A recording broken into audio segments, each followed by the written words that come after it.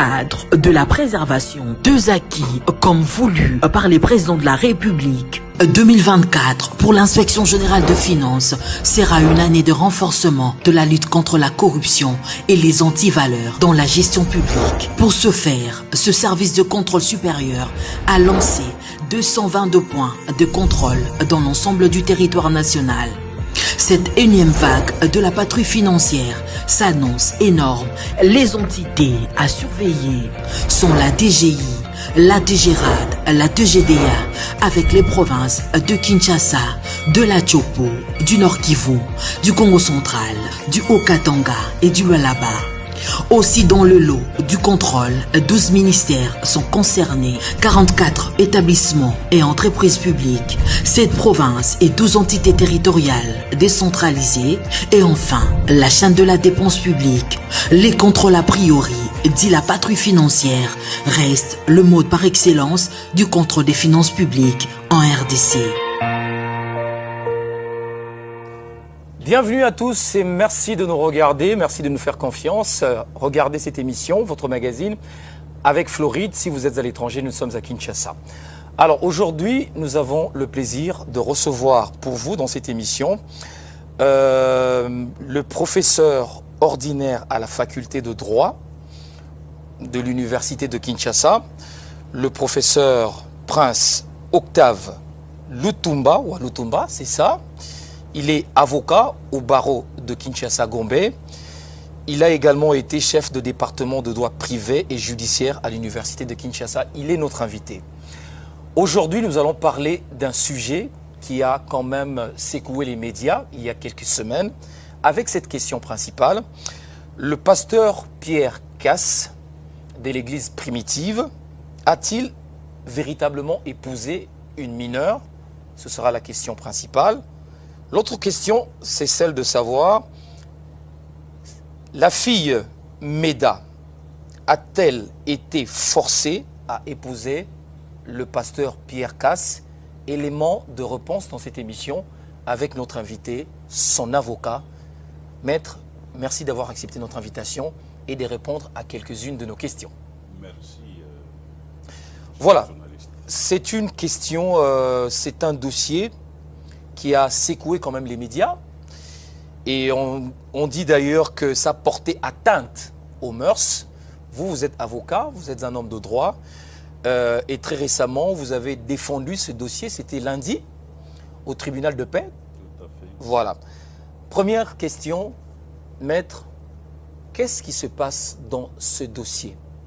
Voulez-vous quand même situer les personnes qui nous suivent en ce moment pour pouvoir comprendre d'abord cette affaire? Merci, Floride, pour la question. Il est vrai que ça a défrayé la chronique Oui. dans la presse. Et cette actualité semble conférer à cette affaire judiciaire une connotation tout à fait exceptionnelle dans l'opinion. C'est parce qu'il y a des gens qui veulent faire du sensationnel, un peu de buzz, pour s'attirer la curiosité de la population. En effet, le pasteur Pierre Kassambakana n'est pas seul dans cette cause. Il est poursuivi avec 2 autres co-prévenus, motif pris du fait que ce dernier se serait marié à une fille mineure et que partant, il serait auteur ou co-auteur d'un mariage forcé. Voilà l'essentiel de ce dossier. Et il s'est fait, heureusement pour nous, qu'il y a des éléments dans les dossiers qui attestent avec preuve à l'appui que la fille est majeure. Ça, on va en parler. Mais j'aimerais bien vous poser la question au maître. Comment est-ce que l'ISADEL est intervenue dans cette affaire? Oui, la question aurait bien été posée à l'ISADEL lui-même pour qu'il vous dise qu'est-ce qu'il est venu chercher dans ces procès, mais l'Isadel se présentait comme étant partie civile. Alors, une partie civile doit exciper de l'intérêt et démontrer le préjudice que cette dernière a subi. Et donc, jusqu'à ce que l'affaire a été plaidée et prise en délibéré, l'Isadel était loin de nous démontrer qu'est-ce qu'il serait venu faire, parce qu'on l'a entendu, l'Isadel, venir requérir, comme si c'était lui, l'officier du ministère public. Et il a fini son plaidoyer sans arriver à démontrer le préjudice qu'il avait subi, parce qu'il a dit venir pour son propre compte, parce que la fille n'en a pas voulu. Elle ne se dit pas victime d'un mariage forcé. Et donc, l'Isadel a déclaré être venu pour son propre compte, mais ne nous a pas démontré le préjudice dont il est venu chercher réparation. Donc, si je comprends bien, la fille n'a jamais contacté l'Isadel pour se plaindre. Jamais du tout. N'a jamais contacté l'Isadel.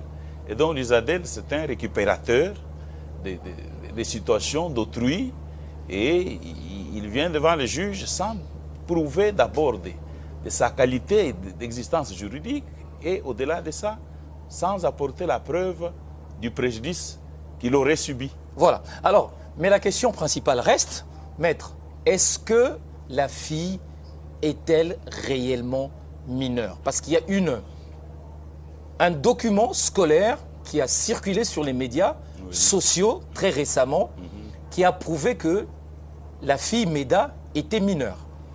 Voilà. Pour répondre directement à votre question,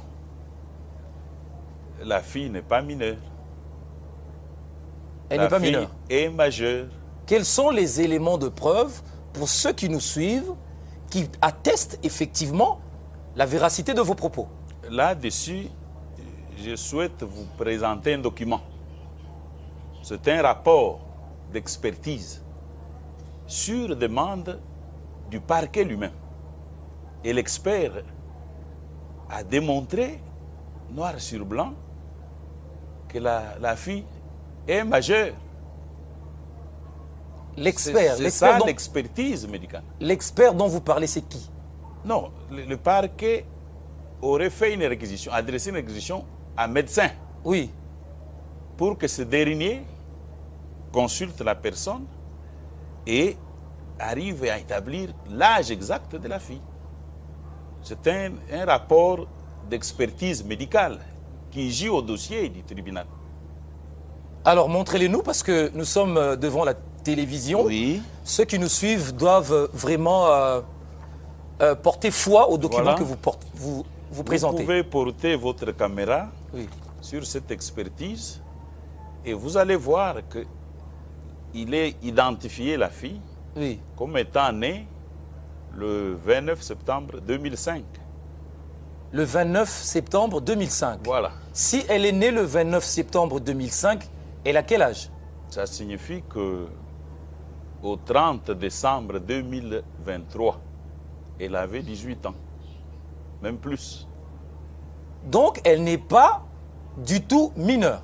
C'est un faux bruit qui a été répandu parce qu'on a voulu lui attribuer la minorité compte tenu de sa taille. Et donc, c'est avec un regard physique que les détracteurs sont arrivés à imaginer un âge pour cette fille. Donc, c'est sa taille, la corpulence physique oui. qui a trompé. Oui, tout est parti de là, de cette apparence trompeuse-là. Mais dans la réalité, elle est majeure. Elle est majeure. Mais le document qui a circulé sur les réseaux sociaux, oui. il vient d'où? Parce qu'on dit que c'est un document scolaire. Non. Écoutez, lorsqu'on est sur cette question-là des violences sexuelles, il faut partir de ce que dit la loi. Et pour ne pas laisser des zones d'ombre, oui. J'ai avec moi la loi numéro 06/018 du 20 juillet 2006, modifiant et complétant le décret du 30 janvier 1940 portant code pénal congolais. Oui. Parce que c'est là que nous sommes. Alors, Quand vous lisez cette loi, La loi dit quoi? la loi a son article 167. 167. Elle dit ceci: tout attentat lapidaire commis sans violence, ruse ou menace sur la personne ou à l'aide de la personne d'un enfant âgé de moins de 18 ans sera puni d'une certitude pénale de 6 mois à 5 ans. Point. L'âge de l'enfant pourra être déterminé par examen médical, L'âge, il est déterminé par l'examen médical. à défaut d'état civil. Donc c'est le document que vous avez montré qui prouve que elle a effectivement 18 ans. C'est ça que dit la loi. La loi n'a pas dit que référez-vous au bulletin scolaire. Et lorsqu'on a examiné ces bulletins scolaires, chaque bulletin obtenu dans les conditions qu'on ignore jusque-là, Et contradictoire. contradictoire, chaque bulletin a une date. Différent. Jusqu'à situer cette fille qu'elle serait née en l'an 200 ou en l'an 06. Et donc, de quel bulletin allons-nous considérer pour compter les 14 ans que le parquet semble donner à la fille? Donc le tribunal ne devrait pas se fier à ce document parce que, à votre avis, il est contradictoire. Mais il y a un doute terrible qui persiste. Et chaque juriste le sait, les doutes profitent toujours à l'accusé. Au-delà du fait que la loi a déterminé les modes de preuve en cette matière. À défaut d'acte de l'état civil, c'est l'examen médical. Or, le rapport médical versé au dossier indique bel et bien que cette personne est majeure, qu'elle est âgée de plus de 18 ans aujourd'hui. Et ces documents-là que vous venez de montrer, il est certifié? Mais c'est le parquet, ce n'est pas mon acte. C'est le parquet qui fait réquisition, mais un médecin. Et le médecin a examiné la fille et est arrivé à ces conclusions-là. Alors ça veut dire qu'à l'heure actuelle, l'hypothèse sur la minorité de la fille est écartée. Elle est écartée d'office. Je vous en ai donné les preuves. Alors pourquoi on a parlé à un moment aussi de viol, à votre avis? Je vous ai dit que tout a été spéculation, n'est-ce pas? Donc, c'est un procès qui a eu lieu sur base des données virales ramassées dans les réseaux sociaux. C'est ainsi qu'on a parlé d'un viol. Mais le même rapport médical indique que la fille n'a jamais connu d'homme, quoi. Oh, Oui, son enfant. vous avez également aussi, on a également fait un examen Oui, pour savoir si elle est vierge ou pas. absolument. Les résultats disent quoi? Elle est vierge. Mais pourquoi le pasteur Kassé est détenu? C'est pour ça que nous sommes allés au tribunal, pour démontrer qu'il n'y a aucune raison qui justifie que ce serviteur de Dieu soit embrigadé comme il l'est. Parce qu'il n'y a aucune raison de droit qui explique cela. Mais à cette question par rapport à l'âge, quel a été l'argumentaire de l'Isadel? Non, mais Ou les preuves que l'Isadel a apportées pour Li- attester l'effectivité de l'âge, vous savez la que véracité de l'âge? au-delà de cette expertise médicale, Oui. il y a toujours dans ce même dossier cette attestation de naissance. Cette attestation de naissance Oui. que nous avons trouvée au dossier, établie dans le territoire d'Inga le 4 octobre 2022, cette attestation Oui. nous dit que la nommée Mabiala Maolo Meda est née à Kinza Umvwete le 29e jour du mois de septembre 2005. Donc si Cette on, se pièce est réfère, dans les dossiers. si on se réfère également à cette attestation de naissance, Oui. elle rejoint le document qui a été prouvé. Elle est rejointe. Même date. L'expertise médicale. Même date. Pas de contradiction. Pas de contradiction. Le parquet lui-même a identifié la fille par 2 fois. Première fois devant l'inspecteur judiciaire, deuxième fois devant le magistrat instructeur. Et si je vous montre les procès-verbaux établis par l'officier du ministère public, il est bel et bien établi que Madame Meda, qui a comparu devant lui sans être assistée, est née le 29 septembre 2005. C'est le procès-verbaux du parquet. Le procès-verbaux, est-ce qu'on peut en avoir la lecture rapide là, par rapport à ceux qui nous suivent? Ça existe, mon cher ami. Non, mais parce que ceux qui nous suivent doivent être vraiment convaincus que vous donnez des documents Donc, vrais. c'est vrai. Oui. C'est vrai, attendez, je retrouve la pièce. C'est vrai. Parce que je me suis amené avec en connaissance de cause. Hein. Oui. Je savais que vous allez me poser des questions là-dessus. Et je retrouve la pièce avec moi. Vous avez par exemple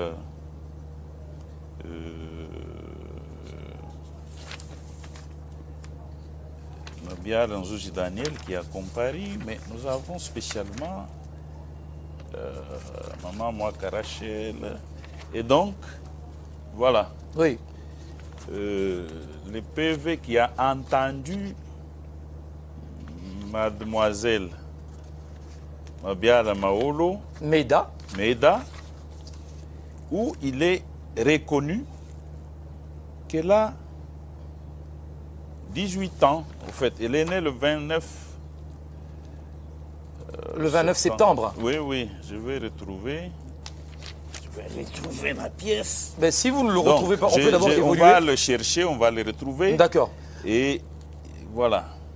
Voilà, c'est cela. Oui. Le PV est là.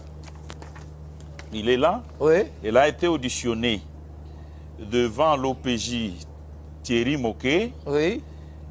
de la brigade de Meurs. Oui. Le PV dit comparer Madame Mabiala Maolo Meda, née à Kinza Onvouete le 29 septembre 2005. 2005.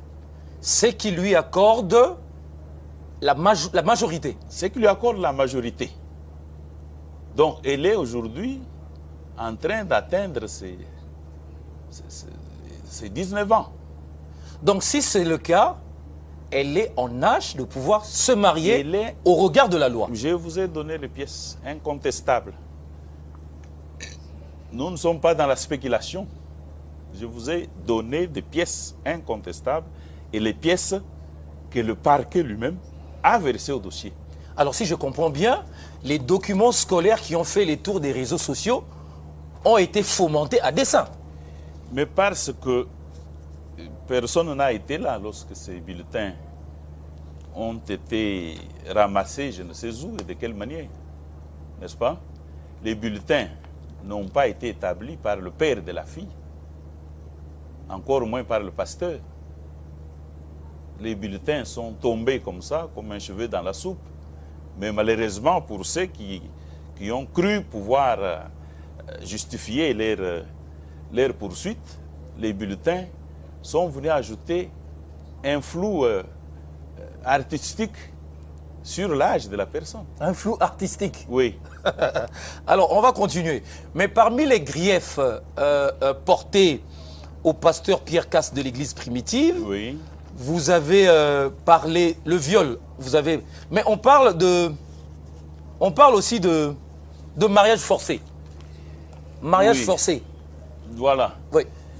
C'est-à-dire que du moment qu'il est établi que la personne n'est pas mineure, il n'y a pas lieu de parler du mariage forcé.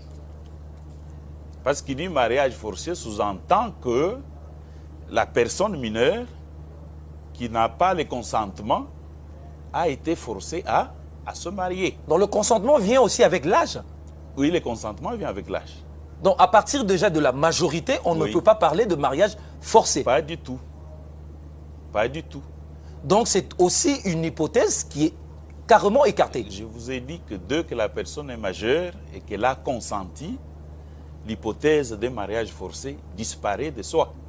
Mais je voudrais quand même poser la question, maître. Oui. Pourquoi aussi on a parlé du mariage comment la loi congolaise définit le mariage? Voilà. Quand est-ce qu'il y a mariage? Voilà. Dans les cas d'espèce, il n'y a jamais eu mariage. Il n'y a pas mariage lorsque l'individu pense dans sa tête qu'il y a mariage. Parce que les conditions pour qu'il y ait un mariage valable sont définies par la loi, par le code de la famille. Le code de la famille dit quoi? Il faut, première condition, le consentement de deux personnes qui consentent à se marier. Et deuxième condition, c'est le paiement de la dot. La dot doit être payée à la famille de la femme. Et troisième condition, c'est la célébration de ce mariage devant l'officier de l'état civil. Et dans l'espèce, aucune de ces trois conditions n'a été accomplie. Oh, mais le pasteur Kass n'a pas encore payé la dot. Il n'a pas payé la dot. Le pasteur Kass a dit qu'il était vraiment sur sa route, que la fille lui a été présentée à l'église. J'apprends qu'il était en mission. Il était en mission d'évangélisation. Et donc la fille lui a été présentée. Il n'a même pas eu 30 minutes à consacrer à cette fille. Il n'en a pas eu. Et donc, il n'a jamais été en famille pour parler de la dot. Et toujours dans les dossiers, même le chef de famille de la fille a été entendu au parquet. Et il a dit qu'ils n'ont pas reçu la dot. Et donc, il n'y a pas eu remise de la dot. Pour que nous puissions peut-être imaginer qu'il y a eu un mariage coutumier. Ce mariage n'a pas eu lieu, même pas en famille. Et la cérémonie... La cérémonie qu'on a vue sur les... Mais tout ce qui se fait à l'église n'a rien à voir avec le droit. N'est-ce pas? Ça n'a rien à voir avec le droit. Et on parle d'une cérémonie solennelle. Il n'y a aucune solennité. Parce que la solennité implique la présence de l'autorité établie à cet effet. Par exemple, l'officier de l'état civil pour célébrer ce mariage. Dans le cas d'espèce, ça n'a pas eu lieu. C'est une cérémonie de l'église qu'on a appelée ou pas, qui consiste à présenter la fiancée à son fiancé. Ça n'a rien à voir avec le mariage. Rien à voir avec le mariage. Alors le qualificatif de mot forcé, comment ça intervient dans cette affaire? Mais c'est ce que je vous dis. Pour parler du mariage forcé, oui, il faut d'abord établir qu'il y a eu mariage. Oui. Et puis rechercher dans ce mariage si un des acteurs a vu son consentement être extorqué. Oui. C'est alors qu'on peut dire qu'il a été forcé à se marier.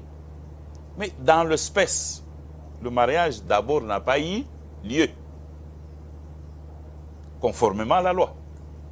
Et ensuite, la personne qui devait consentir a consenti parce que majeur.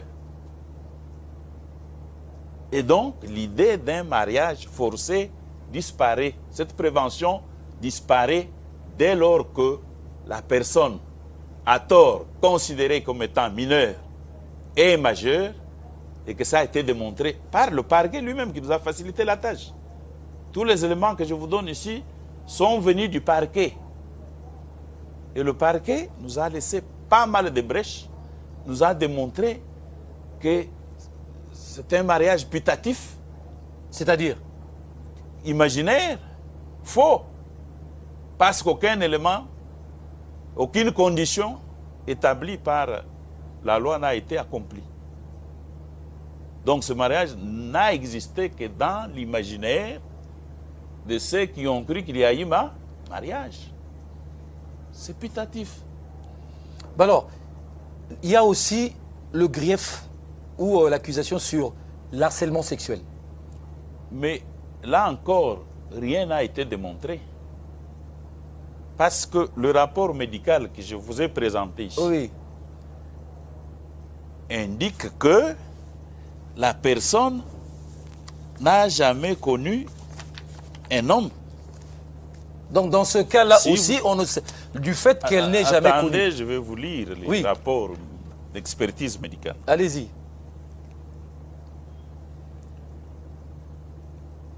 À l'examen gynécologique, on note la présence de l'hymen sans signe visible d'un traumatisme récent, ce qui corrobore avec sa virginité. L'hymen est présent et par conséquent, elle est vierge. C'est le rapport du docteur réquisitionné par le parquet Réquisitionné par le parquet. et qui a examiné la fille. Et personne n'a contesté ce rapport jusqu'au moment où l'affaire est prise en délibéré. Même pas le parquet lui-même qui poursuit. Donc, Mais de quoi parle-t-on alors? on n'a pas menti sur l'âge, il ne s'est rien passé. C'est du bruit, tout ce qui s'est passé, c'est du bruit. Du bruit. C'est du bruit du marché. Et on ne peut pas juger quelqu'un sur base de bruit. De ce que l'on a entendu. Et donc le harcèlement sexuel se situerait à quel niveau? Mais quand même, l'autre grief, c'est atteinte aux mœurs. On a aussi parlé de ça. Oui, atteinte aux mœurs. Oui. Mais la loi parle de l'atteinte aux mœurs lorsque l'auteur incite les enfants mineurs. Lorsque l'auteur incite les enfants mineurs. Dans l'espèce, on n'a pas montré le pasteur en train d'inciter les enfants mineurs à la débauche. D'ailleurs, le débat a eu lieu sur l'élément visuel qui nous a été présenté. Parce que la voix qu'on entend, ce n'est pas la voix du pasteur Kassamba Kana, qui prêchait en français. Nous avons entendu les sons du traducteur qui lui parlait en lingala, qui a parlé de Mibu Zominamwambe. Ce qui veut dire quoi en français? Mais j'ai demandé pour qu'on m'explique, parce que moi, je ne connais pas comment on compte en lingala de Oui. 1 à 10. Qu'est-ce que ça signifie? Est-ce qu'on peut prendre ces propos-là, les coller au prédicateur? Pourquoi on ne peut pas coller? Parce que une traduction peut être faussée. Elle peut être faussée. Et vous savez, aujourd'hui, avec les nouvelles technologies, Oui. on peut prendre votre image et vous coller un son. Hein? C'est faisable. C'est faisable. C'est faisable parce qu'il s'agit d'une vidéo d'une petite durée, d'une minute, dont on tire les propos de son contexte, et donc ça devient un prétexte. Cette prédication a daté de quand? On aurait dû nous présenter toute la vidéo de la prédication. Voilà, en telle date, le pasteur est sorti devant la chaire, il s'est adressé à ses adeptes enfants, pas majeurs. Parce qu'avec les majeurs, on peut parler des conditions de mariage. Mais on ne nous a pas montré qu'il était devant les enfants mineurs. Ça n'a pas été démontré, au-delà du fait qu'il n'a jamais dit ça. Alors, quelle est maintenant, maître, la conséquence juridique de ce qu'on avait entendu dans cette affaire, le fait de dire que le père avait donné sa fille? Et ça a eu une conséquence? Non, ça n'a pas de conséquence. En tout état de cause, Oui. quand on épouse la fille, on l'épouse quand même entre les mains de quelqu'un. On donne quand même. Et ce quelqu'un-là est père, Oui. tuteur, c'est celui qui a l'autorité parentale sur la fille. Et le parent donne toujours sa fille en mariage. Dans tous les cas. Dans tous les cas. Dans tous les cas, le parent donne sa fille en mariage lorsqu'il accepte la remise de la dot. Alors, ce n'est pas un problème lorsqu'un père dit « j'ai donné ma fille en mariage ». Mais on a voulu se cramponner sur un concept donné cadeau. Oui. Mais j'ai démontré lors de plaidoiries qu'on ne peut pas, la personne humaine n'est pas dans les commerces. On ne peut pas donner en toto cadeau. Ce n'est pas une marchandise, n'est-ce pas? Lorsqu'on dit cadeau, c'est-à-dire que le père de la fille s'est porté garant pour prendre en charge la dot vis-à-vis des créanciers de la dot qui devaient la consommer. C'est ça qui a été cadeau. Et donc, on ne peut pas s'accrocher à ce concept pour dire qu'il a été donné en cadeau. La personne humaine est une personne hors commerce, ne peut pas faire l'objet de la donation. Pas faire l'objet de la donation. Alors, quelle est la position de la fille elle-même dans cette affaire? Nous avons demandé au tribunal de faire comparaître cette fille et de l'entendre. Cette demande ne nous a pas été accordée. Donc, mais elle-même, elle était présente au procès. Et elle dit qu'elle a consenti, que personne ne l'a forcé, qu'elle a parlé avec ses parents, son père et sa mère. Les deux parents, père et mère, ont été entendus par le parquet. La mère a confirmé que sa fille est majeure, qu'elle l'a accompagnée dans cette affaire. Le père a confirmé que sa fille est majeure, tel qu'il l'avait présenté. Certains membres de la famille aussi? Certains membres de la famille sont venus. La famille de la maman, par exemple? Oui. Sont-elles d'accord? Ils sont d'accord. Parce que, comme vous le savez, dans la tradition Congo, c'est la famille de la mère qui perçoit la dot. Oui. Et donc la mère était là. Le chef de famille était présent. Et donc, aucun refus des parts et d'autres? Aucune opposition. Aucune opposition. Alors, maître, alors là, on se poserait maintenant la question de savoir, est-ce qu'il n'y a-t-il pas une main noire derrière cette affaire? Oui, la main noire, c'est l'Isadel qui est commandité. Parce que quand vous regardez l'Isadel, qu'est-ce qu'il est venu faire dans ce procès? L'Isadel a été plaignant et dénonciateur au parquet. Est-ce que l'Isadel n'est pas aussi utilisé? C'est comme ça que je dis qu'il est commandité. Oui. Il y a un commanditaire. Il y a un commanditaire qui est dans l'ombre. Et qui veut faire mal. Qui veut faire mal. Qui veut faire mal parce que on a aussi entendu dire, je ne sais d'où ça venait, nous avons entendu subitement dans les procès, l'Isadel demander la fermeture de l'église primitive. Pour quelle raison? Dont il est le seul à connaître. Fermeture de l'église primitive? Voilà. Alors dans ce cas, le problème se situerait ailleurs? Le problème se situerait ailleurs. Il y a une main noire. Je l'ai dit lors du procès, que les filmages du procès seraient une bonne manière de rendre compte à ce commanditaire qui est caché quelque part dans l'ombre. Et heureusement, je crois que ce commanditaire en a eu pour son compte parce qu'il a vu que tout ce qu'on lui a raconté n'était pas vrai. Nous sommes pratiquement arrivés à la fin de cette émission. Dernière question. Quel est le conseil... Non.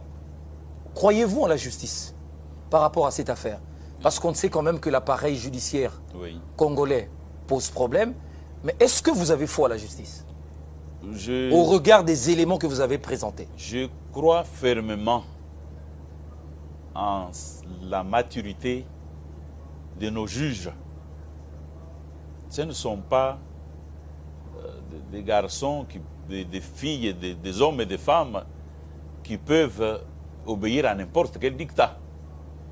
Ils ont prêté serment pour faire ce travail et le faire en âme et conscience, au vu des éléments que nous avons administrés devant eux. Quels éléments nous ont été fournis par le parquet, que nous avons présentés. Et donc, nous avons de bonnes raisons de croire en une bonne administration de la justice. Moi, je crois fermement en la bonne justice. Je crois en ces juges qui sont des juges aguerris, qui ne peuvent pas aussi, comme ça, pour n'importe quoi, mettre leur carrière en jeu.